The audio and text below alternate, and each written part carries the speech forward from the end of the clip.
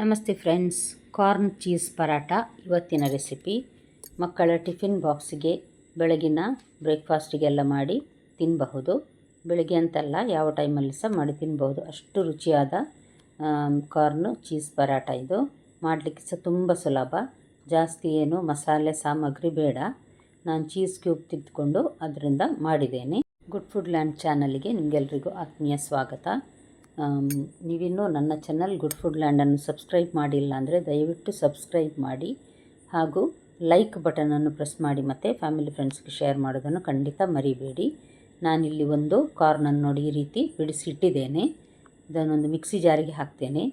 ನಮಗೆ ಖಾರಕ್ಕೆ ನೋಡಿ ಕಾಯಿ ಮೆಣಸು ಹಾಕ್ಕೊಳ್ಬಹುದು. ನಾನಿಲ್ಲಿ 2 ದೊಡ್ಡ ಕಾಯಿ ಮೆಣಸು ಮತ್ತು ಒಂದು 6 ಸಿಪ್ಪೆ ತೆಗೆದ ಬೆಳ್ಳುಳ್ಳಿ, ಇದನ್ನು ತರಿಯಾಗಿ ಅಂದರೆ ಪಲ್ಸ್ ಮೋಡಲ್ಲಿ, ಅಂದರೆ ಜಸ್ಟ್ ಒಂದು ಸಲ ಪ್ರೆಸ್ ಮಾಡಿ ತೆಗಿತೇವೆ ನೋಡಿ ಮಿಕ್ಸಿ ಜಾರಲ್ಲಿ, ಆ ರೀತಿ ಮಾಡಿ ನೋಡಿ. ತರಿಯಾಗಿ ಇದನ್ನು ರುಬ್ಬಬೇಕು.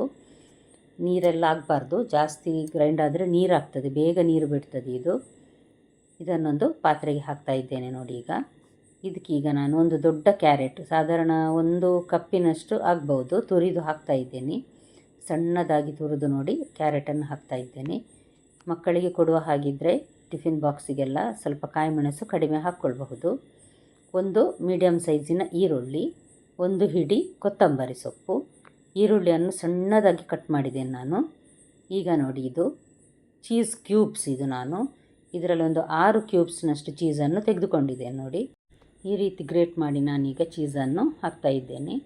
6 ಚೀಸ್ ಕ್ಯೂಬ್ ತೆಗೆದುಕೊಂಡಿದ್ದೇನೆ ನಾನು. ಚೀಸ್ ಹಾಕಿದಷ್ಟು ರುಚಿ ಜಾಸ್ತಿ, ಮಕ್ಕಳಿಗಂತೂ ತುಂಬ ಇಷ್ಟ ಆಗ್ತದೆ.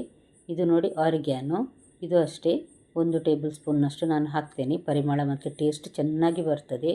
ಈ ಮಕ್ಕಳಿಗೆ ಪಿಜ್ಜಾ ಎಲ್ಲ ಎಷ್ಟು ಚೆನ್ನಾಗಿ ತಿಂತಾರೆ ನೋಡಿ, ಅಷ್ಟೇ ಚೆನ್ನಾಗಿ ಇದನ್ನು ಸಹ ತಿನ್ನಬಹುದು. ಇದು ರೆಡ್ ಚಿಲ್ಲಿ ಫ್ಲೇಕ್ಸ್ ನೋಡಿ, ಇದು ಸಹ ಅಷ್ಟೇ. ಇದು ನಿಮಗೆ ಖಾರಕ್ಕೆ ನೋಡಿ ಹಾಕ್ಕೊಳ್ಬಹುದು. ನಾನು ಸಹ 1 ಟೇಬಲ್ ಸ್ಪೂನ್ನಷ್ಟು ಹಾಕಿದ್ದೇನೆ. ಇದೆಲ್ಲವನ್ನು ಮಿಕ್ಸ್ ಮಾಡದೆ ನಾನು ಹಾಗೇ ಇಟ್ಟಿದ್ದೇನೆ. ಈಗ 1 ಲೋಟ ನೀರಿಗೆ ಒಂದು ಸಣ್ಣ ಟೀ ಸ್ಪೂನ್, ಅಂದರೆ ಒಂದು ಅರ್ಧ ಟೀ ಸ್ಪೂನ್ನಷ್ಟು ಉಪ್ಪು ಹಾಕಿದ್ದೇನೆ. 3 ಕಪ್ಪಿನಷ್ಟು ಗೋಧಿ ಹಿಟ್ಟು, ಒಂದು ಅರ್ಧ ಕಪ್ಪಿನಷ್ಟು ಮೈದಾ ಹಿಟ್ಟು. ಅದು ಆಪ್ಷನ್, ಬೇಡ ಅಂದರೆ ಗೋಧಿ ಹಿಟ್ಟೆ ಹಾಕ್ಕೊಳ್ಬಹುದು. ನಂತರ ಹುಡಿ ನೋಡಿ ನೀವು ಅಡ್ಜಸ್ಟ್ ಮಾಡಿಕೊಳ್ಳಿ. ನೋಡಿ ಈ ರೀತಿ ಚಪಾತಿ ಅಂಟು ಮಾಡ್ತೇವೆ ನೋಡಿ, ಅದೇ ರೀತಿ ಅಂಟು ಮಾಡಲಿಕ್ಕೆ. ಮೊದಲಿಗೆ ಎಣ್ಣೆ ಎಲ್ಲ ಹಾಕೋದೇನು ಬೇಡ, ಚೆನ್ನಾಗಿ ಅಂಟಾಗಬೇಕಿದು, ಹಾಗಾದರೆ ಸಾಫ್ಟಾಗಿ ಬರ್ತದೆ ನೋಡಿ. ಇದಕ್ಕೀಗ ಸ್ವಲ್ಪ ನಾನೀಗ ಮೇಲ್ಗಡೆ ಎಣ್ಣೆ ಹಾಕಿ ಒಂದು 5 ನಿಮಿಷ ಇಡ್ತೇನೆ ಹಾಗೆಯೇ. ನಂತರ ತೆಗೆದು ನಮಗೆ ಯಾವ ಸೈಜಿನ ಪರೋಟ ಬೇಕು ನೋಡಿ, ಅಷ್ಟು ದೊಡ್ಡ ಸೈಜಲ್ಲಿ ಉಂಡೆ ಮಾಡಿಕೊಂಡು ರೆಡಿ ಮಾಡಿ ಇಟ್ಕೊಳ್ಬೇಕು ನೋಡಿ. ನಂದು ಸಣ್ಣ ಗಾತ್ರದಲ್ಲಿ ನಾನು ಮಾಡ್ತಾಯಿದ್ದೇನೆ, ತುಂಬ ದೊಡ್ಡದು ಮಾಡ್ತಾ ಇಲ್ಲ. ಎಲ್ಲ ರೆಡಿ ಮಾಡಿ ಇಟ್ಟಿದ್ದೇನೆ ನಾನು. ಈಗ ನೋಡಿ ಕೊನೆಗೆ ಇದಕ್ಕೆ ನಾನು ಉಪ್ಪು ಹಾಕ್ತಾ ಇದ್ದೇನೆ ಮಿಕ್ಸ್ ಮಾಡೋ ಹೊತ್ತಿಗೆ. ನೀವು ಪರೋಟ ಯಾವಾಗ ರೆಡಿ ಮಾಡ್ತೀರಿ ಆವಾಗ ನೀವು ಉಪ್ಪು ಹಾಕಿದರೆ ಸಾಕು, ಇಲ್ಲಾಂದರೆ ಈರುಳ್ಳಿ ಕಾರ್ನೆಲ್ಲ ನೀರು ಬಿಡ್ತದೆ, ಆಗ ಪರೋಟ ಲಟ್ಟಿಸುವಾಗ ಹೊರಗೆ ಬರುವ ಚಾನ್ಸಸ್ ಇರ್ತದೆ ಈ ಮಿಕ್ಸರ್. ಅದಕ್ಕೋಸ್ಕರ ಈಗ ನೋಡಿ ಚೆನ್ನಾಗಿ ಮಿಕ್ಸ್ ಮಾಡಿ ನಂತರ ತಕ್ಷಣ ಈಗ ನಾನು ಇದು ಪರೋಟ ಮಾಡಲಿಕ್ಕೆ ರೆಡಿ ಮಾಡ್ತಾ ಇದ್ದೇನೆ. ನೋಡಿದ್ರಲ್ಲ, ಮಿಕ್ಸರ್ ರೆಡಿ ಆಯಿತು. ಗೋಧಿ ಹಿಟ್ಟನ್ನು ಹಾಕಿ ತೆಳುವಾಗಿ ಚಪಾತಿ ಲಟ್ಟಿಸುವ ಹಾಗೆ ದೊಡ್ಡದಾಗಿ ಲಟ್ಟಿಸ್ಕೊಳ್ಬೇಕು ಮೊದಲೊಂದು ಸಲ. ನೋಡಿ ಈ ರೀತಿ ತೆಳುವಾಗಿ ನಾನು ಲಟ್ಟಿಸಿದ್ದೇನೆ, ದೊಡ್ಡ ಗಾತ್ರದ. ನಡುವೆ ಒಂದು 2 ಟೇಬಲ್ ಸ್ಪೂನ್ನಷ್ಟು ಈ ರೀತಿ ಹಾಕಿ ಸ್ವಲ್ಪ ಸ್ಪ್ರೆಡ್ ಮಾಡಿ, ಜಾಸ್ತಿ ಹಾಕಿದರೆ ಸರ್ ಲಟ್ಟಿಸುವಾಗ ಹೊರಗೆ ಬರುವ ಚಾನ್ಸಸ್ ಇರ್ತದೆ. ಈ ರೀತಿ ಫೋಲ್ಡ್ ಮಾಡಿದ್ದೇನೆ ನೋಡಿ ನಾನು. ಇದೇ ರೀತಿ ಇನ್ನೊಂದನ್ನು ಸಹ ತೋರಿಸ್ತೇನೆ ನಂತರ. ಈಗ ಇದನ್ನು ನಾವು ಜಾಸ್ತಿ ಪ್ರೆಸ್ ಮಾಡದೆ ಲಟ್ಟಿಸಬೇಕು. ಜಾಸ್ತಿ ಪ್ರೆಸ್ ಮಾಡಿದರೆ ಎಲ್ಲ ಒಳಗಿನ ಫಿಲ್ಲಿಂಗ್ ಹೊರಗೆ ಬರ್ತದೆ, ಹಾಗಾಗಿ ಜಾಸ್ತಿ ಪ್ರೆಸ್ ಮಾಡಲಿಕ್ಕಿಲ್ಲ.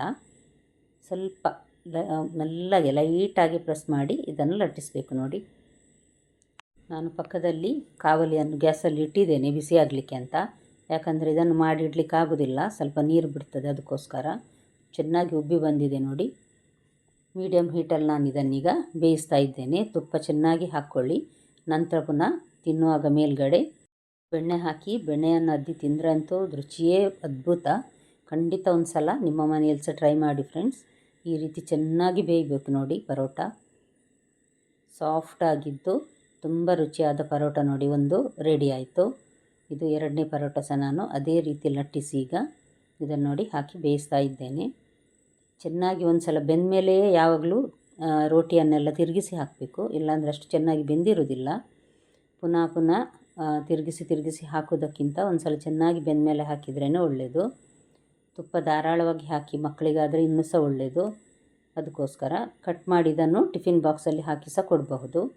ಮತ್ತು ತುಂಬ ಸಾಫ್ಟಾಗಿರೋದ್ರಿಂದ ಯಾರು ಸಹ ತಿನ್ನಬಹುದು, ಹಲ್ಲಿಲ್ಲದವರೇನು ಕಷ್ಟಪಡಬೇಕಾಗಿಲ್ಲ ತಿನ್ನಲಿಕ್ಕೆ.